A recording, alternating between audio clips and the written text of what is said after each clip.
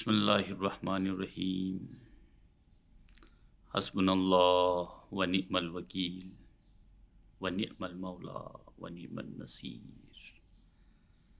حسبنا اللہ و نعم الوکیل و نعم المولا و نعم النصیر۔ حسبنا اللہ و نعم الوکیل و نعم المولا و نعم النصیر۔ اب تمام کو یا علی مدد۔ چونکہ ہم لیکچرز کا جو سیریز ہم ابھی سٹارٹ کر رہے ہیں، تو انشاءاللہ جتنے بھی ہمارے سامعین ہیں اور جو بھی اس کورس میں شامل ہوں گے، ان تمام سے گزارش ہے کہ اگر اس کو بنیاد سے ہی، شروع سے ہی اگر ان لیکچرز کو سنیں گے تو اس کا مفہوم ہمیں سمجھ میں آ جائے گا۔ تو بیچ سے اگر کسی ایک لیکچر کو سنتے ہیں اور آغاز سے ترتیب سے اس کو اگر نہ سنا جائے تو وہاں پہ تھوڑا سا اس تصور کو صحیح معنوں میں سمجھنا کافی مشکل ہوگا۔ آپ سب اس حقیقت کو جانتے ہیں کہ دنیا میں کسی بھی چیز کی تعمیر کے لیے ایک خاص ترتیب سے چیزوں کو رکھنا پڑتا ہے، ان کو جوڑنا پڑتا ہے۔ اگر آپ بہت سارے مواد، بہت سارے پتھر، بہت سارے لکڑیاں کسی میدان میں جمع کریں تو اس کو گھر نہیں کہا جاتا ہے۔ گھر ہم اس وقت کہتے ہیں جب ان کو ایک خاص ترتیب کے ساتھ جوڑا جائے اور ہر ایک اینٹ کے بعد ایک اینٹ کو رکھا جائے، اور اس کے بعد کہاں پہ دروازے کو رکھتے ہیں، کہاں پہ کھڑکی کو رکھتے ہیں۔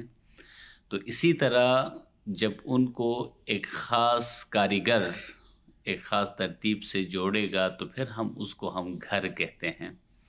تو اسی طرح جو نظریات ہیں، نظریات کی عمارت کو تعمیر کرنے کے لیے بھی یہی قانون ہے کہ ہم بنیاد سے کچھ چیزوں کو، کچھ قوانین کو سمجھیں، کیونکہ دین کے اندر خداوند تعالیٰ نے کچھ قوانین رکھے ہیں، کچھ کلیات رکھے ہیں۔ اگر ہم ان قوانین کو اور ان کلیات کو سمجھتے ہیں تو انہی کلیات کی بنیاد پر ہمیں حقائق کو سمجھنے میں اور پھر ان کو سمجھانے میں ہمارے لیے آسانی ہوگی۔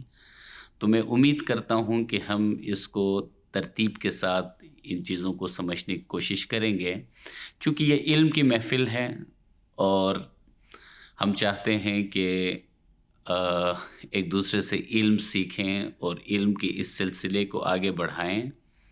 تو اس میں سب سے پہلے علم کی اہمیت،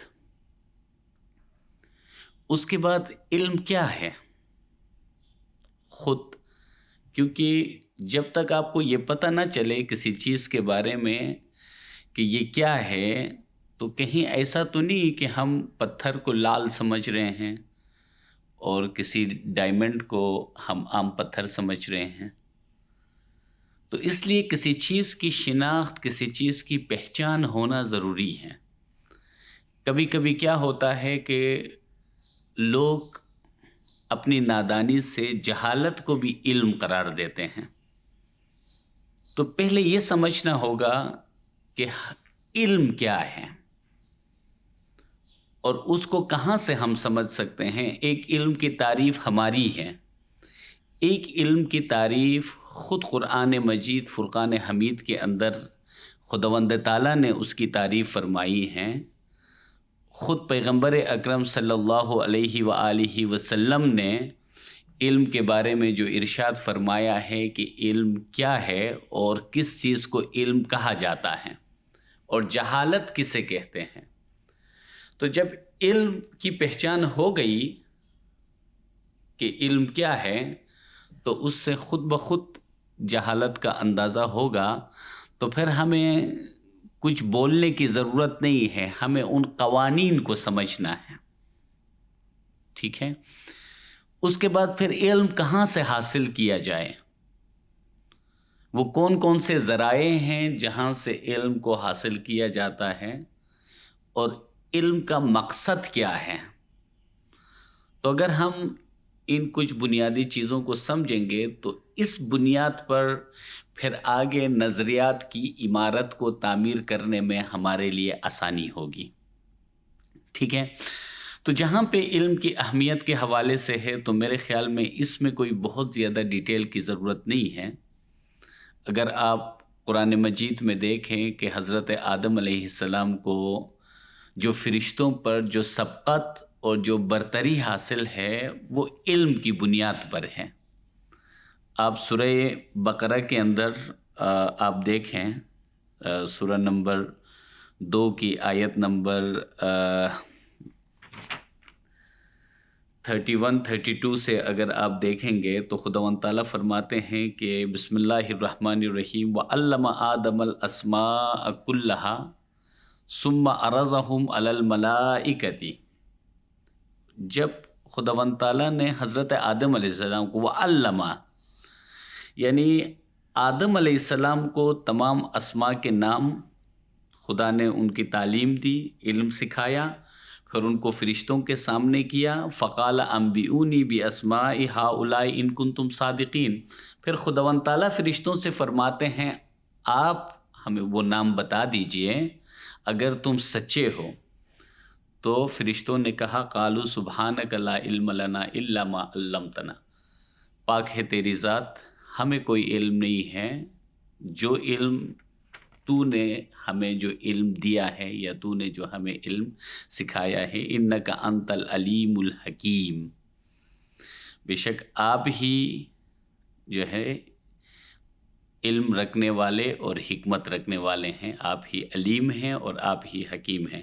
قال یا آدم، پھر خداوند تعالیٰ آدم علیہ السلام سے فرماتے ہیں انبئہم باسمائہم، آپ انہیں وہ اسماء بتا دیجئے۔ فلما انباہم باسمائہم قال الم اقل لکم انی اعلم غیب السماوات والارض، خداوند تعالیٰ فرماتے ہیں جب آدم علیہ السلام نے ان کو یہ نام بتا دیے تو پھر خداوند تعالیٰ فرماتے ہیں قال الم اقل لکم، کیا میں نے تم سے یہ نہیں کہا تھا انی اعلم غیب السماوات والارض، کہ میں آسمانوں اور زمین کے غیب کو میں جانتا ہوں، اس کا علم رکھتا ہوں، وَأَعْلَمُ مَا تُبْدُونَ وَمَا كُنْتُمْ تَكْتُمُونَ، اور جو کچھ تم ظاہر کرتے ہو، جو کچھ تم چھپاتے ہو، خداوند تعالیٰ فرماتے ہیں کہ میں سب ان کو جانتا ہوں۔ اور اس کے بعد جب یہ امتحان ہوا، جب علمی امتحان ہوا، جب حضرت آدم علیہ السلام نے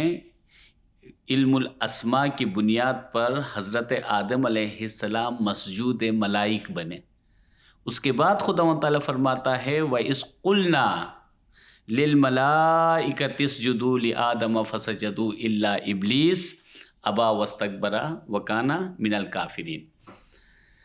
اچھا، یہاں پہ سیکھنے کے لیے بہت ساری چیزیں ہیں، اس کو ہم آگے جا کے ڈسکس کریں گے کہ حضرت آدم علیہ السلام کو جس علم سے نوازا گیا تھا اس علم کا قرآن میں نام ہے علم الاسماء۔ تو ہم علم کیا ہے اس کے اندر ہم اس کو تھوڑا سا ڈیٹیل سے ڈسکس کریں گے، تو کہ حضرت آدم علیہ السلام کے پاس صرف علم الاسماء یعنی ناموں کا علم تھا یا نامداروں کا علم تھا،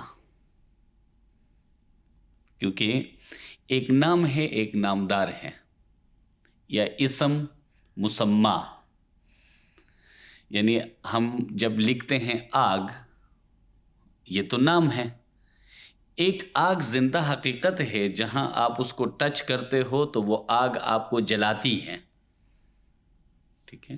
ایک شخص ہے، اس کا ایک نام ہے، ایک وہ شخصیت ہے۔ تو یہاں پہ نام بظاہر نام لیا جاتا ہے، لیکن نام کے پیچھے مقصد نامدار ہوتا ہے۔ اس پوائنٹ کو یہاں پہ صرف اور صرف سمجھنا ہے تو جب علم کی اتنی بڑی اہمیت ہے کہ خداوند تعالیٰ نے خود حضرت آدم علیہ السلام کو علم الاسماء سکھانے والے وَعَلَّمَ آدم الاسماء کلہا، تو آدم علیہ السلام کو علم سکھایا گیا۔ کس نے سکھایا؟ عام شخص نے سکھایا یا یہ خداوند تعالیٰ کی طرف سے کوئی آسمانی پروگرام تھا کہ اس پروگرام کے مطابق اس علم کو سکھایا گیا؟ یہاں ایک سوال آپ لوگ نوٹ کریں، نوٹ کر کے آگے بڑھیں کہ یہ جو علم سکھانا حضرت آدم علیہ السلام کو، یہ جو علم سکھانا ہے، یہ کوئی حادثاتی، کوئی ایک وقت کے لیے یا ایک خاص وقت میں یہ کام ہوا، یا یہ خداوند تعالیٰ کا قانون ہے، یا یہ خداوند تعالیٰ کی فطرت ہے کہ اس قانون کے اندر کوئی تبدیلی نہیں ہے؟ یہ سنت خداوندی ازل سے ہی یہی سنت ہے خداوند تعالیٰ کی، یا یہ کوئی حادثاتی طور پر یا کوئی حادثہ دوران تھا کہ ایک خاص وقت میں یہ کام ہوا، اور ایسا کام خداوند تعالیٰ کی خدائی میں نہ اس سے پہلے کبھی ہوا تھا نہ اس کے بعد کبھی ہوگا؟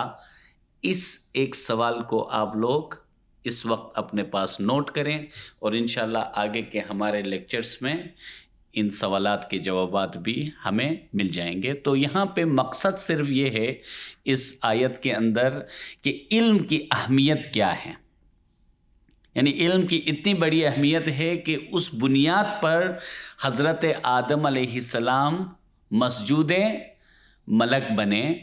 تو اب جب علم کی اتنی بڑی اہمیت ہے تو پھر قرآن کے اندر بھی خداوند تعالیٰ ایک مقام پر فرماتے ہیں کہ قُلْ هَلْ يَسْتَوِي الَّذِينَ يَعْلَمُونَ وَالَّذِينَ لَا يَعْلَمُونَ، اے رسول صلی اللہ علیہ وسلم کہہ دیجئے ان سے کہ کیا جاننے والے اور نہ جاننے والے برابر ہو سکتے ہیں؟ تو اب یہاں پہ ہمیں ایک کلیے کو سمجھنا ہے۔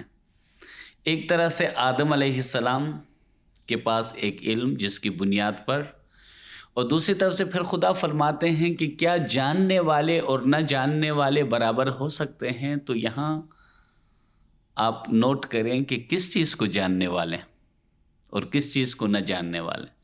یعنی میں جانتا ہوں کہ یہ ہوا ہے، یہ پانی ہے، یہ زمین ہے، زمین سے نباتات اگتی ہیں، آسمان سے بارش برستا ہے، سورج نکلتا ہے، غروب ہوتا ہے، یا زمین کی گردش ہوتی ہے، انسان پیدا ہوتا ہے، مرتا ہے، کھاتا ہے، پیتا ہے، انسان کے جسم کے لیے یہ خوراک چاہیے، یہ بیماریاں ہیں، یہ تندرستی کے راز ہیں۔ کیا یہ چیزیں جاننا ہے؟ وہ کیا چیز ہے جس کو جاننے والا اور نہ جاننے والا کبھی برابر نہیں ہو سکتے ہیں؟ کوئی حقیقت ہے، لیکن وہ حقیقت کیا ہے؟ کیونکہ قرآن کے اندر کیا ہے، یہ قرآن کی ایک خوبصورتی ہے۔ خداوند تعالیٰ نے قرآن کے اندر حقائق کو، رازوں کو بکھیر کر پھیلا کر رکھا ہے، تو ان کو الگ الگ جگہوں سے کہیں پہ ایک ارشاد ہے تو دوسرے مقام پر دوسری ارشاد ہے، تو ان کو جوڑنا پڑے گا۔ ان کو ایک جگہ لائیں گے تو پھر پورا موضوع ہمیں سمجھ میں آئے گا۔ اور خود علم کی اہمیت کے حوالے سے رسول کریم صلی اللہ علیہ وآلہ وسلم کی ایک حدیث ہے، اور اس حدیث کو حضرت حکیم پیر ناصر خسرو قدس اللہ سرہ نے اپنی کتاب وجہ دین کے اندر اس کا ارشاد فرمایا کہ الناس اثنان، جس کو ناس کہتے ہیں، لوگ کہتے ہیں، انسان کہتے ہیں، وہ صرف دو ہیں۔ عالم، ایک علم دینے والا، و متعلم، دوسرا علم لینے والا، وسائرہم کالہمج، باقی سب کیڑے مکوڑے ہیں۔ یعنی ہمج جو بل بنا کر جو جانور جو ہے نا بل کے اندر رہتے ہیں ان کو ہمج کہا جاتا ہے، تو باقی ان کے جیسے ہیں۔ تو عجیب بات ہے کہ انسانیت کے دائرے میں رسول کریم صلی اللہ علیہ وآلہ وسلم نے جن دو کو رکھا، اس میں ایک علم سیکھنے والا اور دوسرا علم سکھانے والا۔ باقی سب کے لیے پیغمبر اکرم صلی اللہ علیہ وآلہ وسلم نے کیا فرمایا؟ وہ کیڑے مکوڑے ہیں۔ یہ غالباً حضرت امام جعفر صادق علیہ السلام کا ارشاد ہے۔ اس کو دوبارہ ہم جو ہے نا دیکھیں گے، کسی امام کا ارشاد ہے، امام زین العابدین علیہ السلام کا ہے یا امام جعفر صادق علیہ السلام کا ہے کہ آپ ہر صبح اٹھیں تو یہ دعا کیا کریں کہ یا اللہ، یا تو مجھے عالم بنا دے کہ میں کسی کو علم دے سکوں، یا متعلم بنا دے کہ میں کسی سے علم لے سکوں، یا ان دونوں سے دوستی کرنے والا بنا دے۔ تو چوتھا جو راستہ ہے وہ حیوانیت کا ہے اور وہ گمراہی کا ہے۔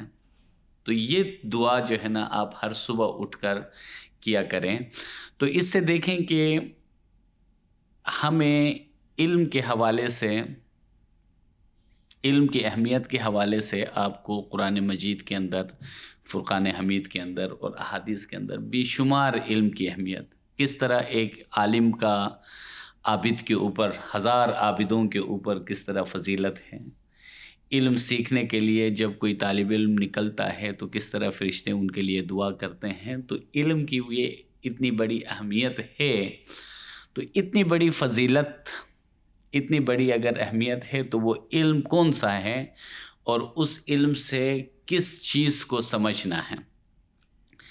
اس کے لیے ہم جو ہے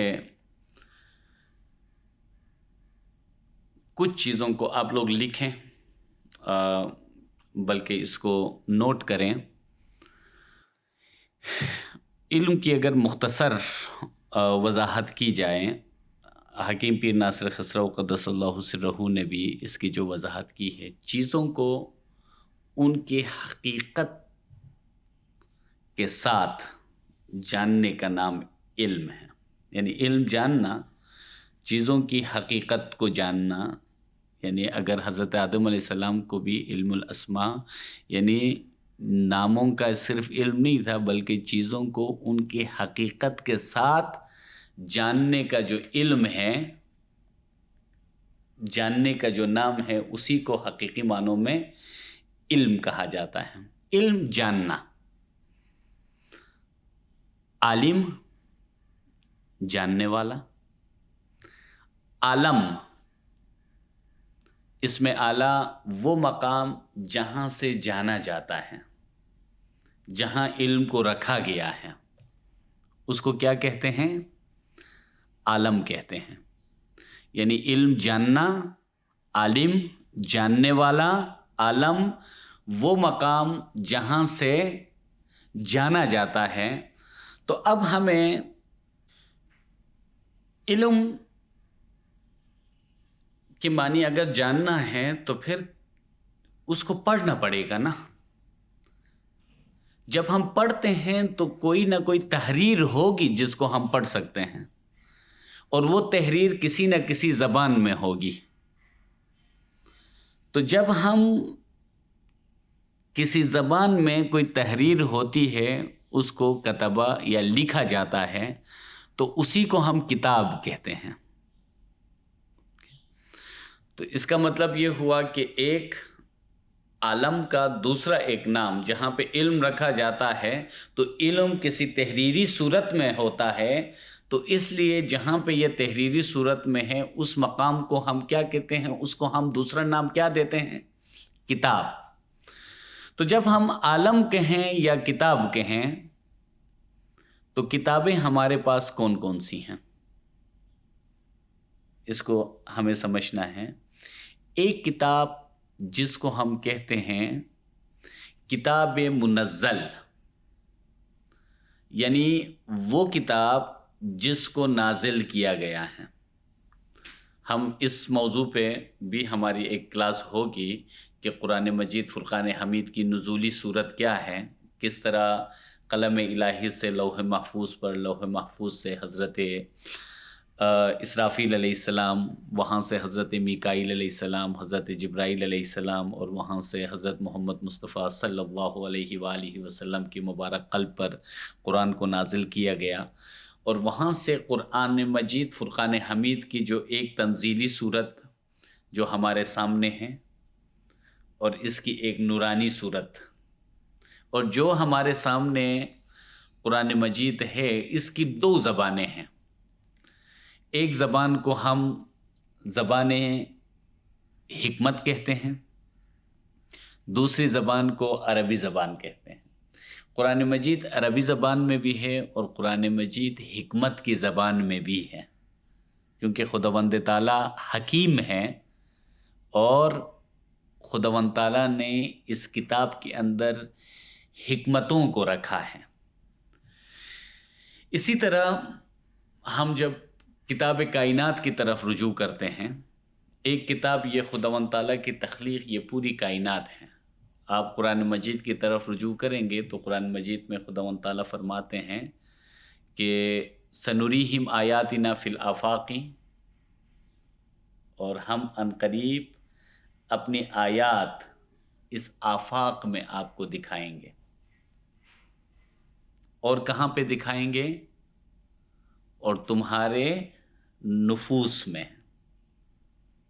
ٹھیک ہے، اور وفی انفسہم، اور تمہارے نفس میں، حتی یتبین لہم انہ الحق، یہاں تک کہ آپ کو یقین آ جائے، آپ کے لیے یہ بیان ہو کہ وہ حق ہے۔ اس کا مطلب یہ ہوا کہ خدا نے جو آیات، خدا کے جو معجزات، قرآن مجید کے اندر بھی خداوند تعالیٰ کی آیات ہیں، انسان کی ذات کے اندر بھی خدا کی آیات ہیں، اس کائنات کے اندر بھی خدا کی آیات ہیں۔ تو ان آیات کا جو مقصد ہے وہ یہ ہے کہ اس حقیقت کا بیان ہو کہ وہ حق ہے، یعنی حق تک پہنچنے کے لیے ان آیات کے اندر، خداوند تعالیٰ کی اس تحریر کے اندر، اس کائنات کے اندر حق تک پہنچنے کے لیے نشانیاں ہیں۔ اور دوسرے مقام پر خداوند تعالیٰ فرماتے ہیں کہ اور خدا کی جو آیات ہیں وَفِي الْأَرْضِ آیَاتُ لِلْمُوقِنِينَ، اور خداوند تعالیٰ کے جو یقین رکھنے والے ہیں ان کے لیے خدا کی آیات زمین میں بھی ہیں، اور خداوند تعالیٰ کی آیات انفس میں بھی ہیں۔ خداوند تعالیٰ فرماتے ہیں تو کیا تم دیکھتے نہیں ہو؟ تو خدا کی آیات خداوند تعالیٰ نے فرمایا زمین میں بھی ہیں، انسان کے ذات میں بھی ہیں، اور پھر خدا فرماتے ہیں تو کیا تم دیکھتے نہیں ہو؟ اس کا مطلب یہ کہ خدا کی آیات موجود ہیں۔ اب اس حقیقت میں ہمارے سامنے کچھ چیزیں آ گئی، ایک کتاب کائنات، ایک کتاب انفس، ایک کتاب منزل، یا جس کو عالم دین کہیں، عالم شخصی کہیں، یا عالم ظاہر کہیں۔ تو ان میں سے بھی جو اہمیت ہے وہ کون سا مقام ہے جہاں سے خدا کی پہچان ہو، خدا کی معرفت ہو، اس کے لیے جو دروازہ قائم کیا گیا ہے، مولا مرتضیٰ علیہ الصلوۃ والسلام کا ارشاد ہے، من عرف نفسہ فقط عرف ربہ، جس نے اپنے نفس کو پہچانا گویا اس نے خدا کو پہچانا۔ تو گویا کہ انسان کی اپنی ذات کی جو شناخت ہے، اسی کے اندر خدا کی شناخت مضمر ہے، خدا کی شناخت کا ایک راز ہے۔ اب آپ بتائیں کہ کسی بھی کتاب کو پڑھنے کے لیے بنیادی قانون کیا ہے؟ کب آپ پڑھ سکتے ہیں؟ پڑھنے کے لیے دو چیزیں ضروری ہیں، ایک تو آنکھیں، اور دوسری چیز کیا ہے؟ دوسری چیز روشنی۔ یہ دو ذرائع ہونا لازمی ہیں، اور تیسرا ذریعہ کیا ہے؟ معلم، خداوند تعالیٰ کی طرف سے، یعنی کتاب کا ایک معلم ہو جو کتاب کو پڑھائے۔ آپ کے پاس آنکھیں ہوں جو کتاب کو دیکھیں اور روشنی کا ذریعہ ہو جو کتاب آپ کو دکھائے. یہاں پہ معلم ہو اور متعلم بھی ہو، اگر روشنی نہ ہو تو کتاب میں کچھ بھی دکھائی نہیں دیتی ہے. ٹھیک ہے، اسی لیے جہاں پہ یہ دیکھیں کہ خداوند تعالیٰ نے عالم بنایا، عالم ظاہر ہے، اس پوائنٹ کو نوٹ کریں. عالم شخصی ہے جہاں پہ علم رکھا ہوا ہے، عالم دین ہے قرآن مجید فرقان حمید کی صورت میں. یہ تینوں جہاں پہ علم رکھا گیا ہے وہ تو ہیں، تو کیا عالم بھی ہے یا نہیں ہے؟ یہ کتاب کس کی طرف سے ہے؟ خداوند تعالیٰ کی طرف سے. کائنات کو کس نے پیدا کیا ہے؟ خدا نے پیدا کیا ہے. انسان کو کس نے پیدا کیا ہے؟ خدا نے پیدا کیا ہے. اور جب وسعت کل شیء رحمتا و علما، یہ فرشتوں کا اقرار ہے، ان کی جو دعا بھی ہے کہ خداوند تعالیٰ کی جو ہے نا جو وسعت ہے، خداوند تعالیٰ کی جو ہے نا ہر چیز کو خدا کی رحمت اور خدا کے علم نے اپنے گھیرے میں ہر چیز کو جب رکھی ہے، تو خدا کی یہ رحمت، خدا کے علم جب ہر چیز کو اپنے گھیرے میں رکھی ہے، تو اس کا مطلب یہ ہوا کہ انسان کے تخلیق کے اندر، اس کائنات کے اندر اور قرآن مجید کے اندر سر تا سر علم و حکمت جب پوشیدہ ہے، تو پھر علم ہو، عالم ہو، تو اس کے ساتھ کیا عالم ہونا چاہیے یا نہیں ہونا چاہیے؟